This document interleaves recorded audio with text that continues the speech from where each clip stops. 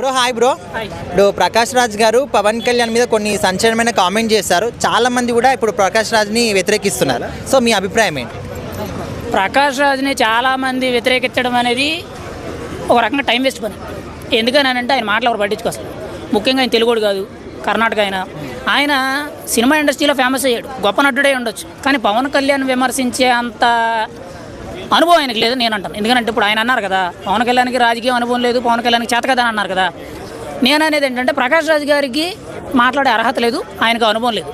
ఎందుకనంటే గ్రౌండ్ లెవెల్లో దిగి చూసి మాట్లాడి ఆ తర్వాత ఇంటర్వ్యూల్లో ఎక్కడ ఏం చెప్తే బాగుంటుంది, ఎవరిని విమర్శిస్తే బాగుంటుంది అనేది నిర్ణయించుకోవాలి. ఇప్పుడు స్టూడియోలో కూర్చొని ఇంటర్వ్యూలు ఇచ్చేసి ఎవరో ఒక యూట్యూబర్ వచ్చాడు, ఆ యూట్యూబర్ కూడా వాళ్ళకి ఫేవర్గా ఉన్నాడు, వాళ్ళు సెక్యులర్లు, వాళ్ళు నాస్తికులు, లేకపోతే సూడో సెక్యులర్లు అని చెప్పి ఇంటర్వ్యూలు తీసేసుకొని పెద్దగా పబ్లిష్ చేస్తే ఇక్కడ వాళ్ళకి ఏదో వ్యూస్ వస్తాయని తప్పితే పవన్ కళ్యాణ్కి ఈ పక్కలో రెండింటికి బావండి. అది పవన్ కళ్యాణ్ గ్రౌండ్ లెవెల్ ఎలా పనిచేస్తానని తెలుసు. ఇప్పుడు ఇంతకుముందు నేను ఓపెన్ కడుతున్నాను, డిప్యూటీ సీఎం అంటే తెలుసా మీకు? అది గతంలో అసలు డిప్యూటీ సీఎంకి ప్రోటోకాల్ ఉందా?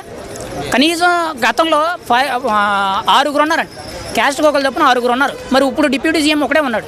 డిప్యూటీ సీఎం అంటే బ్రాండ్ నేమ్ అయిపోయింది. ఇప్పుడు గ్రౌండ్ లెవెల్లో రోడ్లు అవుతున్నాయి, డ్రైనేజ్లు అవుతున్నాయి, మంచినీటి సదుపాయాలు కల్పిస్తున్నారు.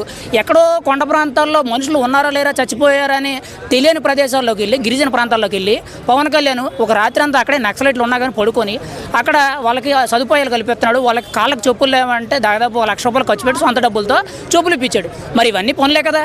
అంటే ఇక్కడ సొంత డబ్బు అవసరమైన కాడ సొంత డబ్బు పెడుతున్నాడు, ప్రభుత్వం డబ్బు వచ్చేటప్పుడు ప్రభుత్వం డబ్బును పెడుతున్నాడు. అంటే ఏంటి, గ్రౌండ్ లెవెల్లో పని జరుగుతుందనే కదా. ఇప్పుడు సోషల్ మీడియాలో ఒకరు అబద్ధం ఆడి ఉండొచ్చు, 10 మంది అబద్ధం ఆడరు కదా. ఇప్పుడు కొన్ని కోట్ల మంది సోషల్ మీడియాని వాడుతున్నారు. మరి సోషల్ మీడియాలో జరిగే అభివృద్ధి పనులని ఎవరు సొంతంగా తీస్తున్నారు, కొంతమంది ఇప్పుడు మీరు అనేటట్టు పార్టీలు సపోర్ట్ చేసే వాళ్ళు తెస్తారు, అభిమానులు తెస్తారు. కానీ ఎక్కువగా సొంతంగా తీసేవాళ్ళు కూడా ఉంటారు కదా. మరి అవన్నీ అబద్ధాలు అయిపోతాయి. ఈరోజు ప్రకాష్ రాజ్ గారు కూర్చొని పవన్ కళ్యాణ్కి అనుభవం లేదంటే దేనికి అనుభవం కావాలండి? ఇప్పుడు నటనలో ఇప్పుడు ఆయనైనా మొదట్లో ఇప్పుడు నటనలో దిగాడు, నటనలో దిగ్గానే ఈరోజు ఆయన పెద్ద నటుడు అయిపోయాడా? ఏదైనా సరే పుట్టుకతోనే కదా మొదలయ్యేది. ఇప్పుడు ఫస్ట్ పుట్టిన తర్వాత పాకుతారు, అదే బొంగురుతారు, తర్వాత నడుస్తారు, తర్వాత పరిగెడతారు. అంతే తప్పితే ఒకేసారి నేను పరిగెట్టేస్తున్నానంటే నటనలో కుదురుద్దేమో కానీ ప్రతిసారి అది రియాలిటీలో కుదరదు కదా. ఒక గవర్నమెంట్ అని అంటే ఒక సిస్టమేటిక్ అని ఉంటుంది. ప్రతిదానికి కూడా ఒక రూలింగ్ అనేది ప్రతిదీ ఒక పద్ధతి ప్రకారంగా జరగాలి. అక్కడ అలాగే జరుగుతుంది. అయితే కొన్ని విషయాల్లో లోటే అవుతుంది, కొన్ని విషయాల్లో చాలా స్పీడ్గా అవుతుంది. స్పీడ్గా అయిన కాడ ఆయన ఇన్ఫ్లుయెన్స్ అనేది ఎక్కువగా ఉంది, ఆయన బాగా చేయగలుగుతున్నాడు.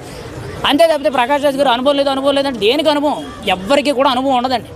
దిగిన తర్వాత వాళ్ళు మాట్లాడి చేసేది, వాళ్ళు నేర్చుకునే దాన్ని బట్టి ఉంటుందండి. 15 ఏళ్ళు అయిందండి మరి పవన్ కళ్యాణ్ రాజకీయాల్లోకి వచ్చి, ఇంకా అనుభవం లేదని అంటే మరి బెంగళూరు సెంట్రల్ సిటీ నుంచి ప్రకాష్ రాజ్ గారు పోటీ చేసి ఒకసారి ఎంపీ కింద పోటీ చేశారు, ఓడిపోగానే ఇంకా ఆయన మేనేజర్ మరి రెండోసారి పోటీ చేయొచ్చు కదా. మరి అప్పుడు ఆయనకి అనుభవం అవుతుంది కదా. మాట్లాడడం ఈజీ అండి, కానీ గ్రౌండ్ లెవెల్లో వర్క్ చేసి చూపించడం అనేది చాలా కష్టం. ఆ పని ఆయన చేస్తున్నాడు, దాన్ని మెచ్చుకోవాలండి. అది ఇప్పుడు ప్రకాష్ రాజ్ గారు ఏదైతే మాట్లాడుతున్నారో ఒకసారి గ్రౌండ్ లెవెల్లోకి వెళ్ళి చూడండి, తప్పేం లేదు. ఇప్పుడు చూసిన తర్వాత మీరు మాట్లాడారనుకోండి, ఎవరికి ఎంత మంచి జరుగుతుంది, ఎవరికి ఎంత చెడు జరుగుతుందని తెలుస్తుంది. పవన్ కళ్యాణ్కి ఏం తెలియదు, పేర్లు తెలుసు అని అన్నారు. పోనీ ఆయనకి ఏం తెలియదు, మీకు తెలుసు కదా. మరి మీరు ఎవరికి ఏం చేశారు?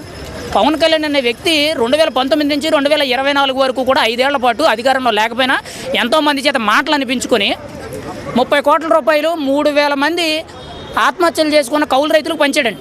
ఈ దేశంలో ఏ రాజకీయ నాయకుడైనా పంచారా? ఈరోజు నీతి నిజాయితీ గురించి 100 మంది గొడ్డలు చింపుకొని మాట్లాడతారు, ప్రతి ఓడి విమర్శిస్తారే. ఎవడైనా కానీ జోబుల నుంచి ₹10 తీసి ఇచ్చారా? ఇలా బయటికి వెళ్తే ₹50 లక్షల ఇచ్చేస్తున్నాడు. మొన్న ఉగ్రవాద దాడిలో చనిపోయిన వ్యక్తికి ₹50 లక్షలు ఇచ్చాడండి. మరి అవన్నీ డబ్బులు కదా, ఎవరు డబ్బులు అండి ఇవి?